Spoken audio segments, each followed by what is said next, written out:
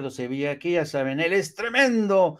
Yo admiro también mucho a don Ricardo Sevilla porque se me hace uno de los periodistas que, ese sí, este señor que ven ustedes en su pantalla, es un periodista de veras, de adebis, esos periodistas que sí hacen periodismo de investigación, no las jaladas que se inventaban y sacaban en Aristegui, que se robaban de aquí, de allá, no. Estamos ante Ricardo Sevilla, un periodista de raza. Yo, la verdad, considero que Ricardo Sevilla ha sido uno de los mejores periodistas de su generación, especialmente en la especialidad de periodismo de investigación. Good morning por la mañana, señor don Ricardo Sevilla.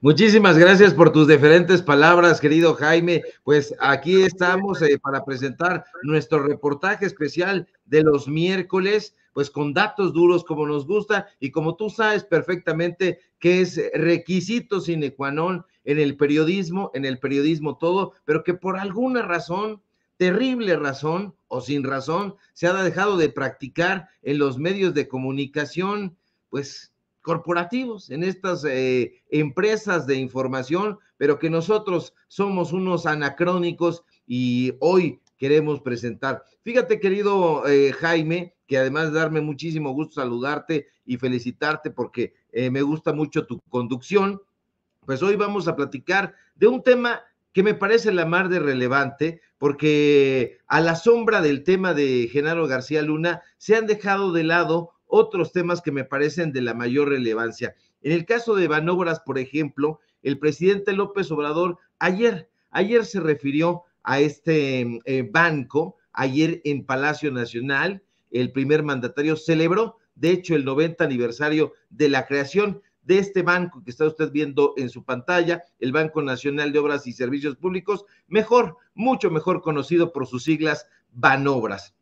Durante su conferencia mañanera en el Salón de la Tesorería, el presidente calificó esta fecha como un hecho histórico y no se equivocó, porque Banobras, nos aseguró el presidente, ha sido una institución prioritaria para el desarrollo de México. Ahí mismo compareció el director de Banobras, Jorge Mendoza, que ha comparecido pocas veces, pero que ha realizado un trabajo, me parece, muy, muy diferente al de sus antecesores. Este hombre que ve en su pantalla aseguró que la institución que actualmente dirige ha sido clave en muchas de las obras más importantes del país, como la carretera México-Puebla, Ciudad Universitaria y la Torre, insignia de Tlatelolco. Frente al primer mandatario, Jorge Mendoza Sánchez, que es su nombre completo, agregó que actualmente Banobras sigue cumpliendo con esta misión y justo por ello ha destinado más de 230,000 millones de pesos para la construcción del Tren Maya, el Tren México-Toluca y el ramal del suburbano que va de Buenavista hasta el AIFA. Ahora bien, Banobras, tú lo recordarás perfectamente porque eres hombre memorioso, igual que nuestro público, querido Jaime, fue creado el 20 de febrero de 1933 y esta institución ofrece soluciones financieras para el desarrollo de proyectos de infraestructura y de servicios públicos aquí en nuestro país, en México. Y hace 2 días, esta institución que otrora se llamara Banco Nacional Hipotecario Urbano y de Obras Públicas, cumplió, como hemos dicho, 90 años. El presidente López Obrador aseguró que actualmente Banobras beneficia al país y no a funcionarios corruptos. Esto lo enfatizó, lo subrayó. Y es que lamentablemente no siempre fue así, querido Jaime, público memorioso. No, hubo un tiempo en que Banobras, fundado durante el sexenio de Abelardo Rodríguez Luján, mejor conocido como Abelardo L. Rodríguez, fue un lugar desde donde se cometían toda suerte de fraudes, en especial durante la gestión de Alfredo del Mazo y de Felipe Calderón al frente de esa institución. Sí, ahí estuvieron Felipe Calderón y Alfredo del Mazo maldirigiendo Banobras. Durante el sexenio del panista Vicente Fox, de hecho, Felipe Calderón fue designado director de Banobras. Esto ocurrió en 2003, pero solo duró ahí un añito. Sin embargo, ese año bastó para que el sujeto nervioso que hoy ya no atina cómo desmarcarse de su superpolicía, Genaro García Luna, hiciera de las suyas en Banobras.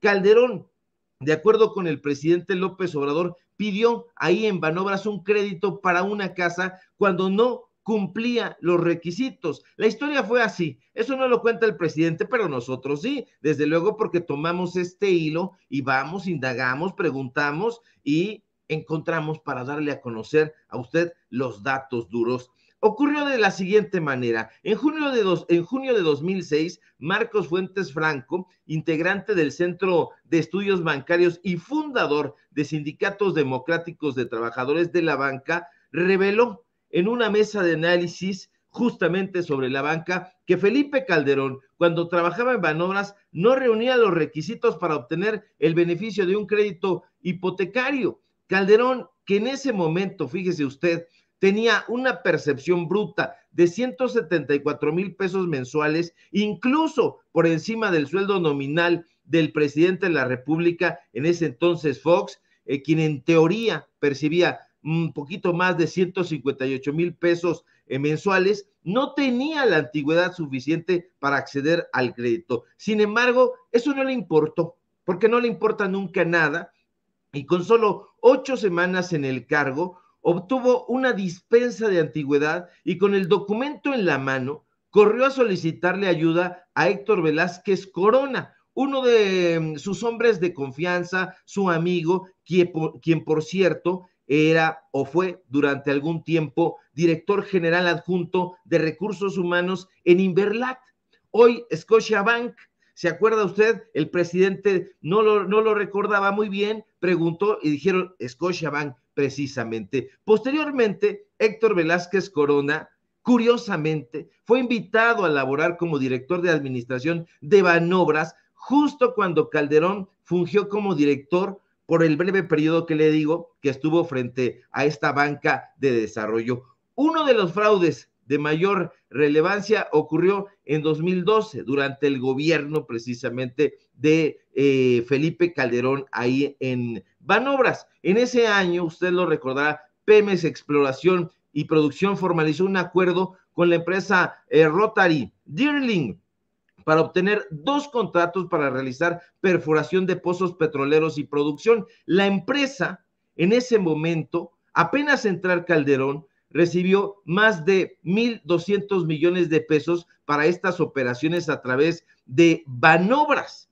Pero no solo Calderón hizo de las suyas ahí, no. Más recientemente, durante el sexenio de Enrique Peña Nieto, su primo, Alfredo del Mazo, fue designado director de Banobras. El actual gobernador del Estado de México llegó a la dirección de Banobras el 7 de diciembre de 2012, es decir, apenas entrando Peña Nieto, mandó llamar a su primo. Durante los 2 años que estuvo del Mazo al frente de esta banca de desarrollo de 2012, diciembre de 2012 a 2015, la institución, agárrese, gastó más de 2,605 millones de pesos. ¿En qué? En fiestas de Día de Muertos, en regalos, en publicidad, en uniformes, en autos, en camionetas, en árboles de Navidad, en cortinas, en renta de instalaciones, entre otras muchas cosas. Todo ello, no de acuerdo conmigo, de acuerdo con los casi 900 contratos públicos que aparecen en el Portal Nacional de Transparencia. Pero agárrese porque hay más, agárrate querido Jaime, porque tampoco fue ni Calderón ni del Mazo los únicos que se beneficiaron de Banobras, no. Enrique Krause, usted ya conoce al historiador en fraudes y fake news, a través de sus empresas, de 2 de sus empresas, porque tiene 3 hasta ahora que se le hayan detectado, se las voy a enumerar: Editorial Vuelta, Editorial Clio y Letras Libres Interactivo. Bueno, pues a través de una de estas 2, que fue Editorial Vuelta SADCB, obtuvo jugosos contratos de publicidad durante el sexenio de Enrique Peña Nieto. Usted de eso ya sabe bastante, pero además de todo eso, también los tuvo de parte de Banobras.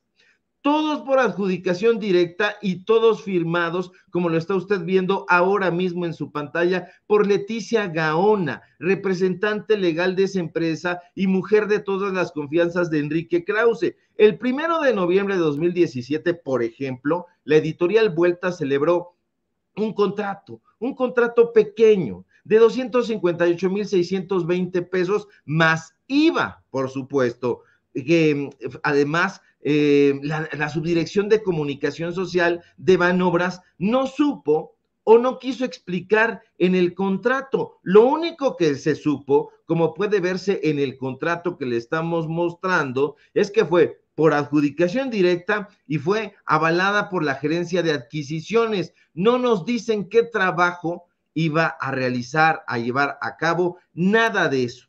Pero como ese, hay varios ejemplos. Otro de los contratos que recibió Enrique Krause fue a través de otra de sus empresas, Editorial Clio, Libros y Videos, Sociedad Anónima de Capital Variable. Al férreo opositor del presidente López Obrador le encomendaron en esta ocasión la elaboración de un documental relativo al 85 aniversario de Banobras. El contrato foliado con las siglas DAGA diagonal 100 diagonal 2017 está firmado por los representantes de la empresa editorial Clio, Libros y Videos, Sociedad Anónima de Capital Variable, que son Viviana María Mota Murguía y Francisco Javier Lara Bayón. Ya después le voy a contar quiénes son estos personajes, porque vale muchísimo la pena que usted se entere a qué se dedican y le va a dar miedito, o no miedito, pero sí se le va a poner la piel chinita. Bueno, estos personajes que de hecho son colaboradores permanentes de Enrique Krause en sus documentales y personajes estratégicos en la confección de los trabajos que el supuesto historiador vende a diferentes gobiernos y empresas privadas, son quienes firmaron este contrato. Este es uno de esos contratos. Aquí usted lo tiene en roja, subrayado y toda la cosa para que no haya pierde. En esa ocasión, el pago a Krause fue muchísimo más jugoso. Editorial Clio, Libros y Videos recibió de parte de Banobras un pago por 1,800,000 pesos más 288,000 pesos de IVA, haciendo un total para que usted que entiende aritmética elemental, pues asciende a 2,088,000 pesos, tal como puede observarse en la factura a la que tuvimos acceso, porque no solamente le estamos mostrando el contrato, sino también la factura. Nosotros le solicitamos, querido Jaime, Editorial Clio, que nos diera detalles sobre estos servicios integrales para la elaboración de este documental, pero hasta la presentación de este reportaje, la secretaria particular de Enrique Krause, Talía Margolis, suena el apellido, ya también le hemos platicado de Talía Margolis. Pues bueno, no ha respondido nuestro mensaje, no sabemos si no lo ha visto, no sabemos si ya no trabaje convenientemente con Krause o nos diga que ya no trabaja con él, pero lo cierto es que nadie nos ha respondido hasta la presentación de este reportaje. No deja de ser extraño, fíjese usted, que el contrato fuera firmado el 8 de septiembre de 2018, es decir, un año antes de que Banobras cumpliera los famosos 85 años. Quizá lo hicieron previendo que en 2018 ya no podrían celebrar esa clase de contactos, tal como en efecto ocurrió tras la contundente victoria del presidente López Obrador en julio de 2018. Una cosa es cierta, Jaime, público. Las dos empresas de Krause, que ya no están facturando las cifras millonarias que ganaron durante los sexenios de Calderón y Peña Nieto, están desesperadas.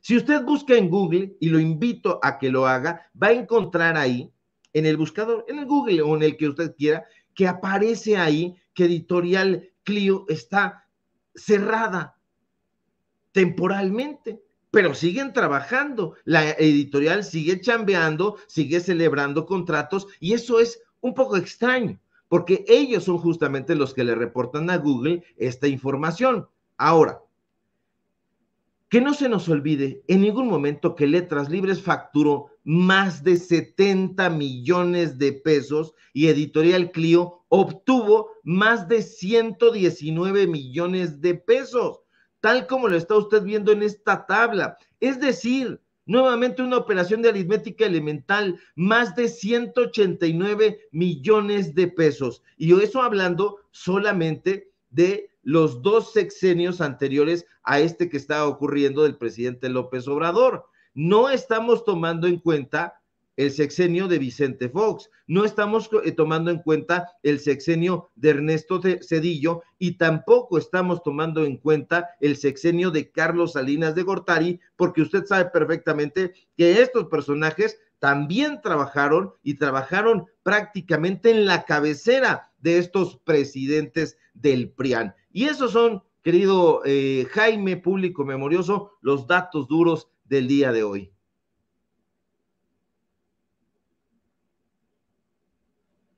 Te saludo con mucho gusto, Ricardo. Tienes el micrófono apagado, querido Jaime. Te saludo con gusto. Perdón, sí es cierto. Muchas gracias. Miren, Toño, no pierde los reflejos, así con su voz sensual. Esta voz, por favor, Jaime, no tienes tu micrófono. Qué sensual te escuchas, Toño, de verdad. Pues así está la cosa, queridos amigos. Te quería pedir, Ricardo, ¿tienes tiempo para quedarte un ratito con nosotros? Claro que sí, querido Jaime, con gusto. Porque vamos a hablar, ¿te acuerdas que, bueno, por lo menos en mi generación, supongo que también en la tuya, había la clase en periodismo de análisis de contenido, ¿no? Nos enseñaron a hacer análisis de contenido y por eso quiero que te quedes conmigo para hacer un breve análisis de contenido de la carta respuesta de Felipe Calderón tras conocerse el veredicto de contra Genaro García Luna. A ver, don Dave, si nos puede poner en imagen, por favor, la carta que envía, esa está en inglés, no sé si podrías poner la que está en español. A ver, déjenme ver. Sí. Écolecua. Dice, fíjense bien, querido, escucha Ricardo, A la opinión pública, mexicanas y mexicanos, se ha dictado el veredicto en el caso del ingeniero García Luna. Al respecto, me permito manifestar lo siguiente. Soy un hombre de leyes y respeto las resoluciones de los tribunales que actúan conforme a derecho. En mi desempeño como presidente de México y durante toda mi vida, he estado siempre al lado de la justicia y de la ley y siempre estaré del lado de las víctimas. Esa resolución no demerita la lucha valiente de miles de policías, soldados, marinos, fiscales, jueces y servidores públicos de bien que defendieron a las familias mexicanas de la delincuencia. Desde ahora, en un entorno de polarización y hostigamiento, la decisión está siendo ya usada políticamente para atacarme, especialmente por quienes cuestionaron la decisión de mi gobierno de actuar en contra de la delincuencia. Detengámonos aquí, querido Ricardo. Como te podrás dar cuenta, hasta aquí, Felipe Calderón insiste en que él no se arrepiente de haber desatado una guerra cruenta que protagonizaron las Fuerzas Armadas de México bajo sus órdenes, bajo su responsabilidad. Y dos, acusa que esta sentencia, que este veredicto, que no sentencia, que está siendo utilizada políticamente. Empecemos por ahí, ¿te parece? Me parece muy bien. Bueno, pues es verdadero, porque hay que recordar que falso da verdadero. Entonces, todo pues esta respuesta que da, pues una respuesta no pedida. Además, la primera que mostrabas está en inglés, que fue la segunda que sí dio a conocer, la da a conocer hoy en la mañana, y la da muy nervioso porque además la pone al revés. Se nota el nerviosismo, el desconcierto. Para mí, que no se esperaba que fuera García Luna, pues prácticamente dado el veredicto en donde se le iban a a poner contra las cuerdas. Entonces, él no había dado una respuesta, no había dicho nada, pasaron horas prácticamente, por ahí de o pasadas las 8 de la noche fue cuando ya dio una respuesta. Durante todo el día permaneció en silencio. Nos imaginamos nosotros que estuvo comentando el caso con gente de su confianza, con asesores legales, con gente del PAN, quizá con varios de los mismos panistas que se ausentaron de la Cámara de Diputados. A mí me parece que hay nerviosismo de parte de Felipe Calderón, hay desconcierto, pero no solamente de parte de él, sino también de parte de toda esta gente que trató de lavarle la cara a Genaro García Luna. Hay todavía obstinados, desde luego. Está Carlos Marín, hoy sale con su columna Batea de Babas ahí en Milenio a insistir en que pues Genaro García Luna fue acusado de una manera pues en que no debía. Él está en pugna permanente contra todo, pero en especial con esto.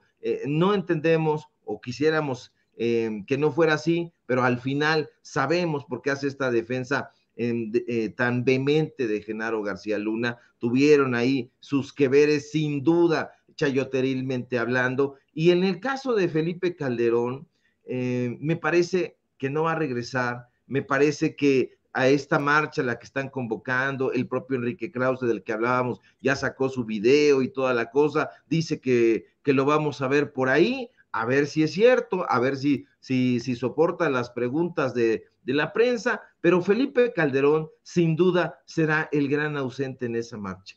No va a aparecer por México, no va a aparecer por ninguna parte, no hay manera ya de que se deslinde de Genaro García Luna. Esto es un agregado adicional a que no es el gobierno del presidente López Obrador, no es el gobierno federal el que está acusando a Genaro García Luna y a su gobierno de ser un narcoestado. No, es la población que está muy informada, que sabe, que detecta, que percibe y percibió lo que fue su sexenio. Y hoy, con una frase pues que emula un poco a la de Colosio, pues México está ávido de justicia.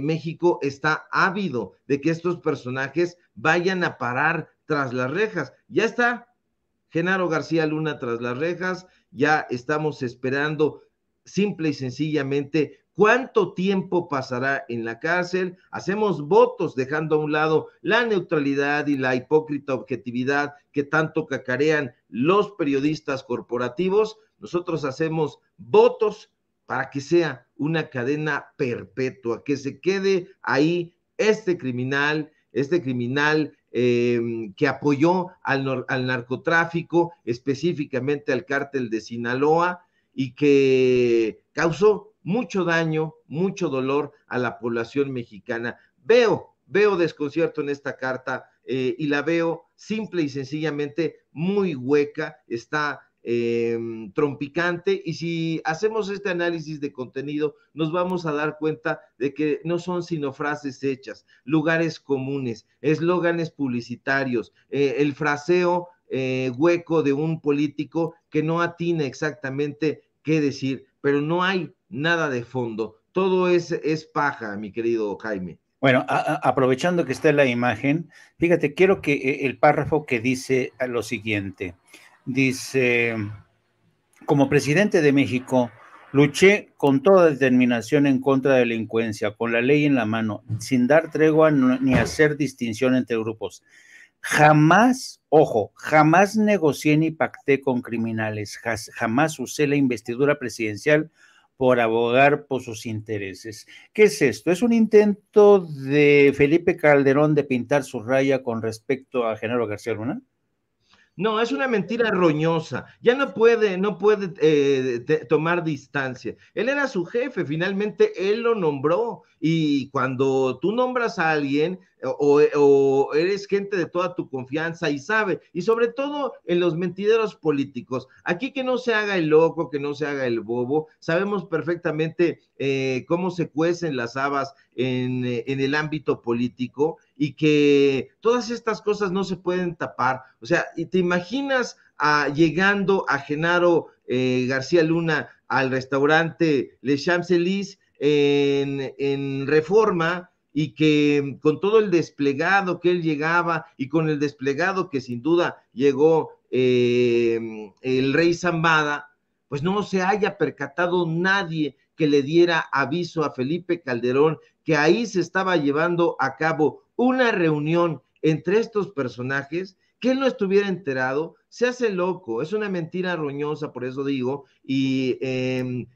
que no pactó nunca con el crimen organizado, ahí lo estamos viendo. Ese, a su lado derecho tenía precisamente a uno de los capos del cártel de Sinaloa, porque no era otra cosa, no era un peón, era un personaje que se hablaba al tú por con los capos del cártel del Pacífico y que adicionalmente los protegía. Entonces estuvo muy por encima de ciertas estructuras de mando. Entonces, no hay forma de que se pueda deslindar Calderón.